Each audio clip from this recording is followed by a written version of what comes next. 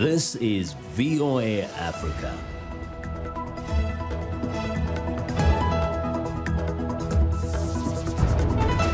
Hello, I'm Esther Githui-Ewart. It's Wednesday, November 25th.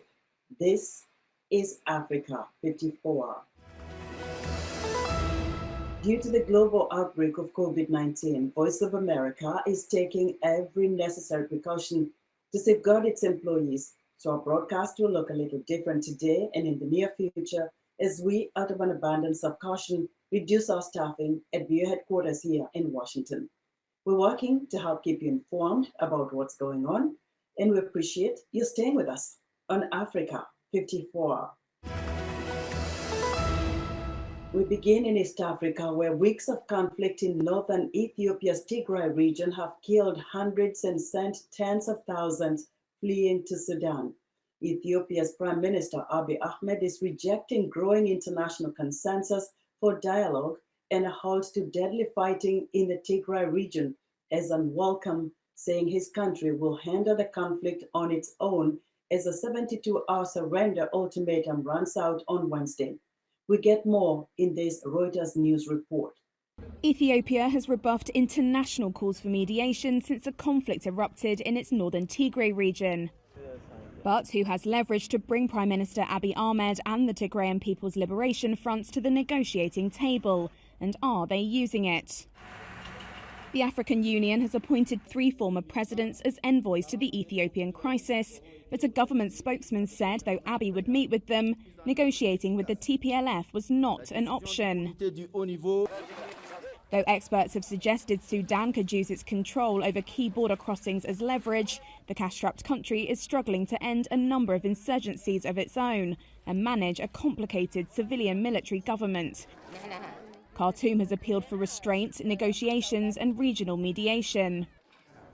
Beijing was a major lender to Addis Ababa in the decade before Abiy came to power, and last year cancelled interest-free loans as Ethiopia struggled with its debt burden.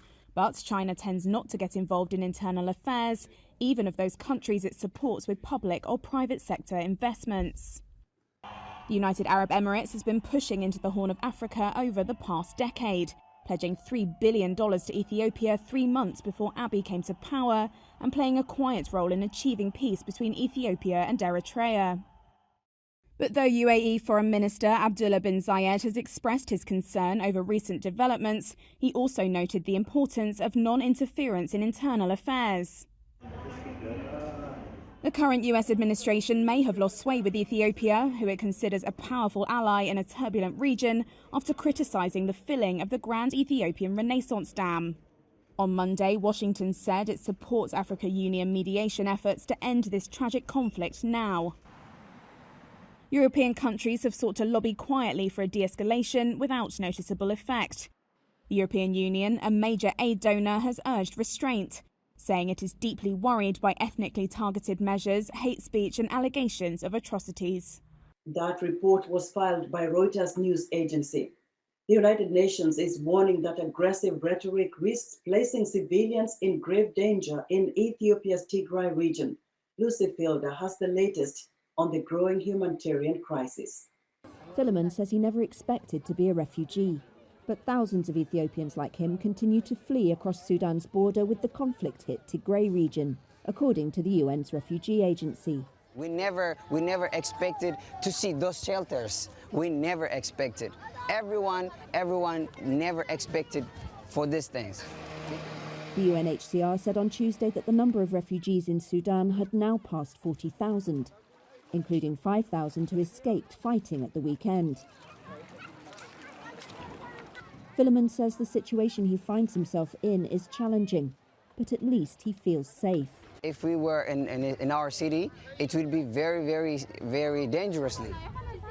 Reports from inside Tigray are difficult to verify, and both sides have been claiming advances. On Tuesday, the UN's Office of the High Commissioner for Refugees expressed alarm at a build-up of tanks around the regional capital, Mekelle. Spokesperson Ravina Shamdasani. The highly aggressive rhetoric on both sides regarding the fight for Mekelle is dangerously provocative, and it risks placing already vulnerable and frightened civilians in grave danger. Shamdasani said the High Commissioner was worried such rhetoric would lead to further violations of international humanitarian law. Lucy Fielder of Reuters filed that report.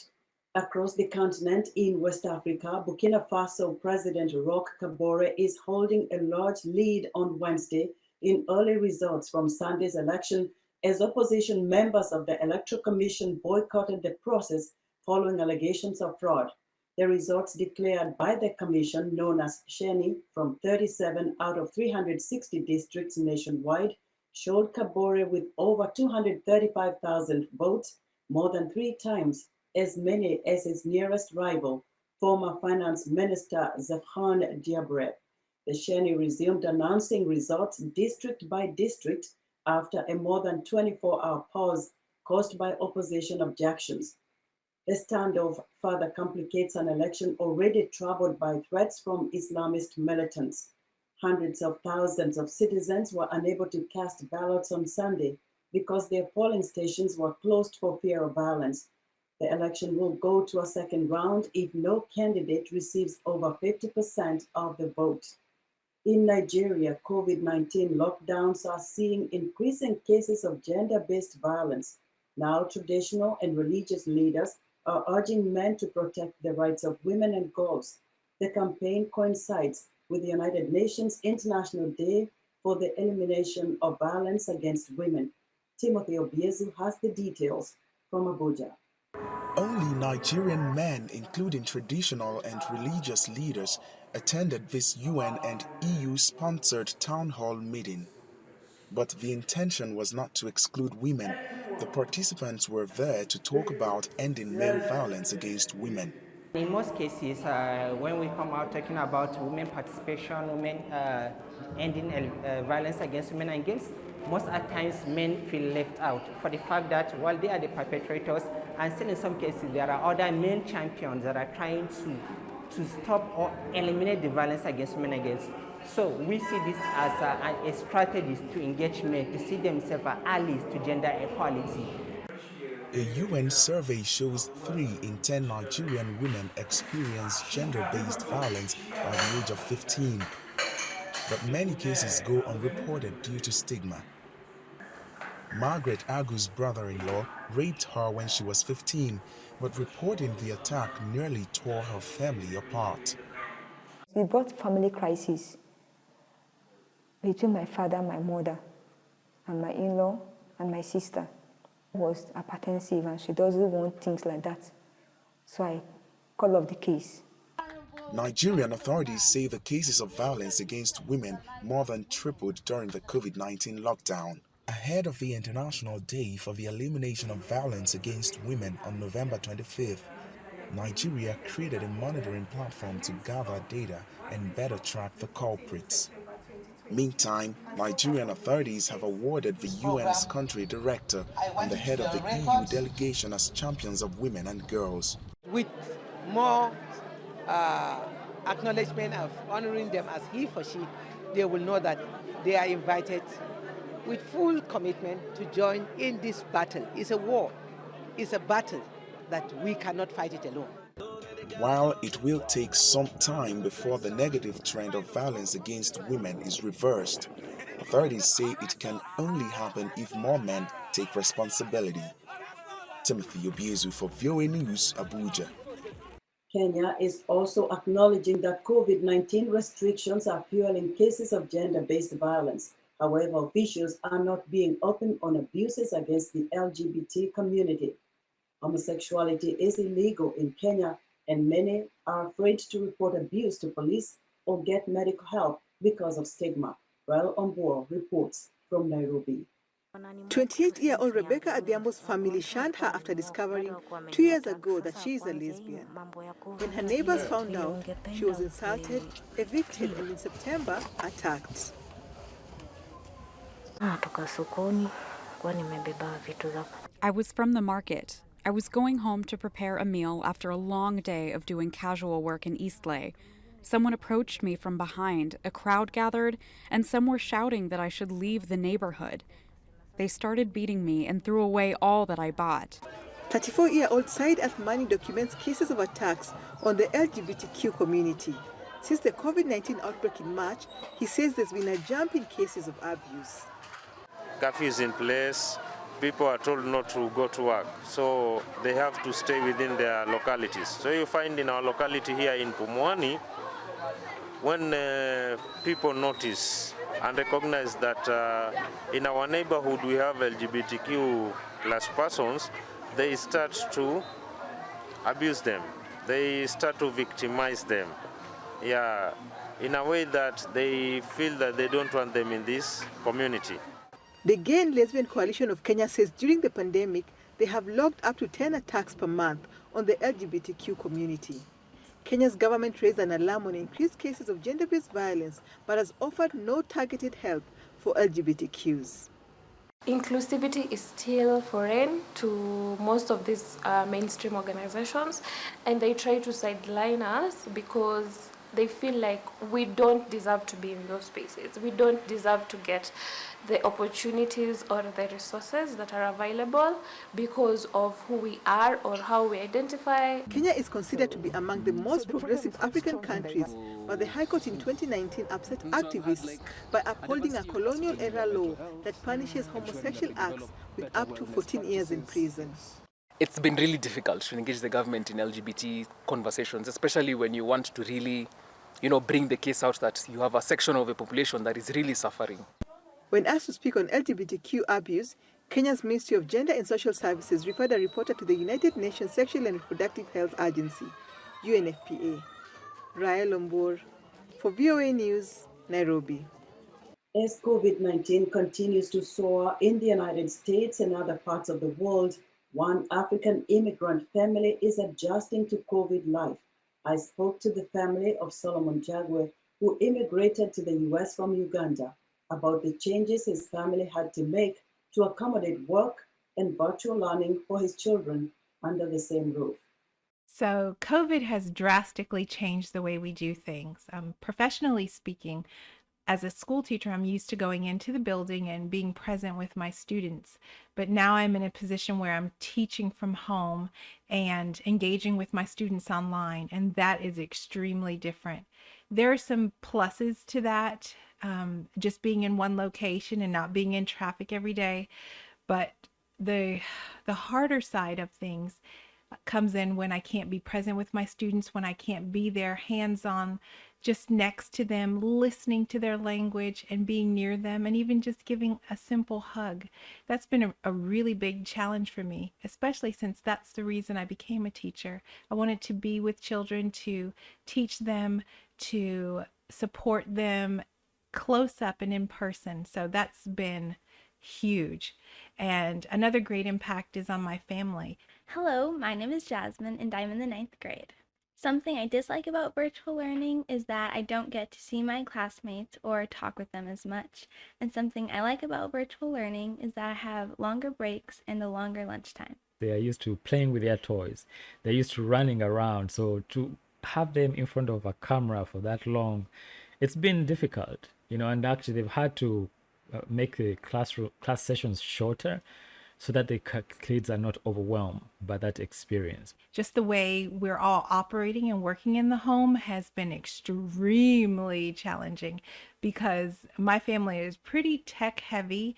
As you know, my husband, the creator of the Nkoze Nancha series, he's here working on his laptop, and then just a few feet away is my classroom. And so we have to really coordinate our talking times and really get our schedules lined up so that we're not overlapping. And in the midst of all of that, we have 2 high schoolers who are learning online. And so every corner of the house is filled with someone doing something online. Hello, my name is Solomon Jagwe, and I am in 10th grade. Due to COVID-19, my school has been shut down and we are now on online school. I personally do not like online school because it means that we get more work and we have to sit in place for one time. But something I do like about it is that we get more time off. They're teenagers now and they're used to spending time with their friends. So when that connection is broken, there is some kind of struggle that goes on, because they're so used to playing, they're so used to seeing each other, maybe joking in the hallways. But when you can't do that, it does impact a child. And one of the things that we miss most as a family is being able just to go out to dinner, go out and be with other friends, hang out on the weekends outside of the home. We spend a lot more time in our house, and I spend a lot more time cooking and cleaning. But I love having this family time also. So it's not all negative. I love that we're here together. We're here near each other every day. That's been a beautiful gift in the midst of all of this. Across America, COVID-19 testing lines are so long now that people wait for hours to be swabbed. VOA's Mariama Diallo reports. The U.S. has doubled its daily COVID-19 testing numbers since the summer. But it's not enough to keep up with demand, as the virus has infected more than 12.4 million people and caused more than 250,000 deaths. At a walk-in clinic in Brooklyn, Yugon Ontong says he waited for 4 hours to get tested. Honestly, I just think that they could take a better approach about, especially during wintertime, about standing in line right now, because even standing in here, you could even have a cold or get a cold just by standing outside. Zach Katz, who also stood in line for hours, found a way to adapt to the long wait. You got to talk to people in line. That's the key to making the line move fast. For Lisa Carpolongo, months of virus restrictions have taken a toll, so she decided to fly home for the holidays to see family, but not before getting tested. I think with the numbers rising and knowing that they want to see their families and the restrictions that their parents or themselves are putting on each other has been a little challenging. Another challenge, lab warnings of chronic shortages of testing supplies. Scott Becker heads the Association of Public Health Laboratories. We continue to see supply challenges in the laboratory community writ large. There will be a longer turnaround time, so that means there may be some longer delays in returning the results simply because things may get backlogged. We're not seeing that at the moment. But that could change, he says. As those cases increase, demand increases, turnaround time may increase. As new infections reach an all-time high, officials at the U.S. Centers for Disease Control and Prevention are urging Americans not to travel or spend the upcoming Thanksgiving holiday with people outside their household. Mariama Diallo, VOA News. We're excited to hear what you think about Africa 54 and the stories we cover during the discussion on Facebook. The address is Africa 54. We're also streaming our broadcast live on Facebook. Please watch and share our show with your friends. Also check out our headlines 24/7 on voaafrica.com. Coming up, U.S. President-elect Joe Biden announces his cabinet choices as he begins his transition to the White House. We'll be right back.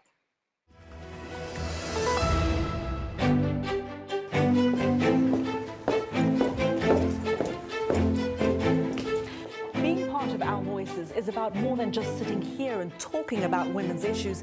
It's about listening to them and bringing their opinions to the table and making sure their voices are heard. Because our lived experiences, our stories, and our voices will help shape the next generation.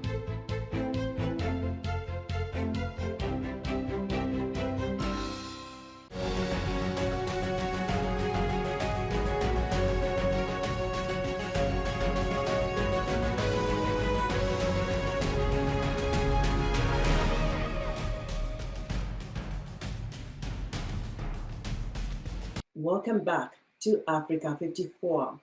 U.S. President-elect Joe Biden announced his picks for top diplomatic and national security posts in his forthcoming administration. Biden is pressing ahead with the transition process, even though President Donald Trump has yet to formally concede. White House correspondent Patsy Widakuswara has the latest. On Tuesday, President-elect Joe Biden announced key members of his foreign policy and national security team. It's a team that reflects the fact that America is back, ready to lead the world, not retreat from it, once again sit at the head of the table. If confirmed by the Senate, 2 former State Department officials who served in the former Obama administration will hold top diplomatic posts.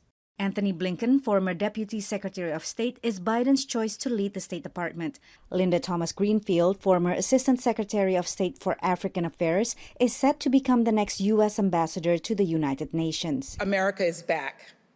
Multilateralism is back. Diplomacy is back. Biden's belief in historic alliances and multilateralism signals a departure from President Donald Trump's America First doctrine. He wants to restore the type of faith that Americans and leaders around the world formerly had in the U.S. government, but that he perceives the Trump administration has really crumbled over the years. And so that message is important to world leaders who, many of whom, outside of dictators and despots, have really had a challenging time working with the incumbent administration. Biden's nominees also show an emphasis on diversity. If confirmed, Avril Haines would be the first woman to lead the intelligence community, Janet Yellen the country's first female Treasury Secretary, and Alejandro Mayorkas the first Latino to lead the Department of Homeland Security. 43-year-old Jake Sullivan would be one of the youngest national security advisors. Former Secretary of State John Kerry, who negotiated the Paris Climate Accord, will spearhead Biden's efforts to fight climate change. Another break from Trump, who has called global warming a hoax and withdrew the U.S. from the Climate Pact, which Biden plans to rejoin on day one. I don't for a minute underestimate the difficulties of meeting my bold commitments to fighting climate change. But at the same time, no one should underestimate for a minute my determination to do just that. Meanwhile, the U.S. stock market hit a record high Tuesday on news that federal agencies will begin a formal transition process, ending weeks of uncertainty.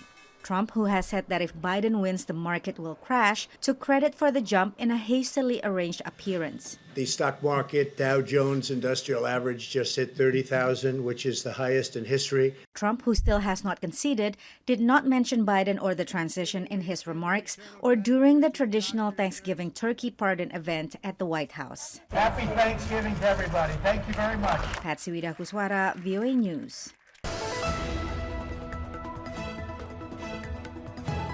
In our tech news, long before COVID-19, there was already high adoption of education technology where teaching is done remotely and on digital platforms.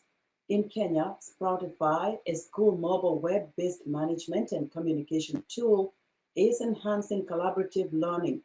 Africa 54's technology correspondent Paul Ndiho spoke to Penina Kimani, a mobile app developer and founder, Sproutify. Penina Kimani, welcome to Africa 54. Thank you for having me. Briefly tell me a little bit about what you do. It's an app called Sproutify Learning, and what it is a school management system that entails everything from managing the student database, the invoices, how parents communicate with teachers, how homework is shared with students. We've created a simple application that allows each user to perform their daily tasks on the application. So that's the teacher app, a parent app, and the school administrative application. In terms of usability, how easy is it to use? Because when you talk about tech, a lot of parents, even here, people who are exposed are scared of simple stuff. So what's your reach? I hear that a lot, especially when schools start saying they want to introduce an application. Parents are like, oh my goodness, but we've been doing things the same way. Teachers, they've been having the same notes. So why do we need to have this change take place? For us, what we made sure was it's as simple and as intuitive as WhatsApp. So even when we're building the platform itself, we really took a lot of input from the different stakeholders. So that was, we interviewed a number of parents, we interviewed directors, teachers, and what we found out is how are they doing their day-to-day life and day-to-day process, and just how can we make that process more efficient and transparent. So for us, it's not really that different for them. It's just how it is that let's say you're taking a register manually. Now you can take a register, same thing, just taking it on your phone. So that's what we realized. In terms of change, sometimes if you try and change things too much at first, like people are so adverse to that, but you can ease them into it. And once you start easing them into it, they start asking for other features. Oh, and now can I pay school fees through it? You say yes. oh, and now can I do this? They say yes, right? So just give them a simple solution at first, and then you actually see they're the ones who are now demanding more services from you. How many schools have that up? So we have 30 schools, 5,000 students. Wow, that's a good number, and the numbers are still going up. Absolutely, absolutely. And so we definitely expect to see a huge increase now from January. As a female entrepreneur or developer who is in this space, how easy is it for you to compete in a male-dominated industry? It's been interesting. Let me see that. So I was actually a teacher. I was teaching A-level economics and business studies. So of course I already have the perspective of what teachers' challenges are and what's the best way to address them. So sometimes it's always easy to talk to someone who you already understand each other and the problems that you're both facing together. But of course, even going to institutions and to schools, and they're like, "Oh, are you the young girl behind this application?" Like, initially, like there were trust issues regarding will there be continuity of the platform? And this is because other young entrepreneurs who had created these businesses hadn't thought about the longevity of their business. Some people create apps and they sell 1, 2, and they forget about the after services, or that the school is going to continue using this application. So you need to continuously improve with them and grow with them. And so I think initially it was difficult, but of course now once you have 2 schools and they give testimonies to others, then the process has now been quite easy and seamless. How big is the tech space from your vantage point? I think, it's massive. So in Kenya, there are 100,000 schools. So even if someone is taking 1% of the market, that's a huge market. That's a lot in terms of revenue. I think Kenyans were quite adept to start using new technology.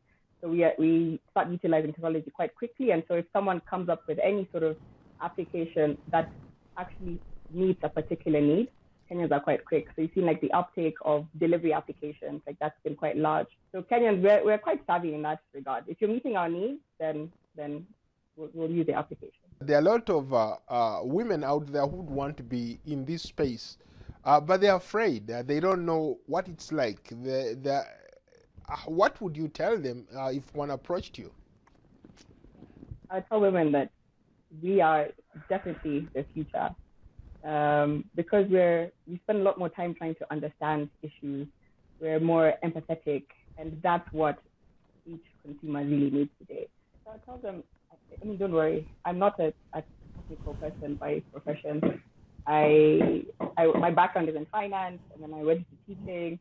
So I didn't have any technical experience, but I've learned along the way. I understand now different languages. I understand how, the process of coding. So long as you invest yourself into learning what you need to do, let me tell you, you're going to achieve anything that you want to do. Thank you so much for your time. Thank you so much. That was Africa 54 technology correspondent Paul Ndiho speaking to Penina Kimani, a mobile app developer in Nairobi, Kenya. And that's our show for today. Be sure to watch Africa 54 on our website at voaafrica.com. From all of us here in Washington, we thank you for watching.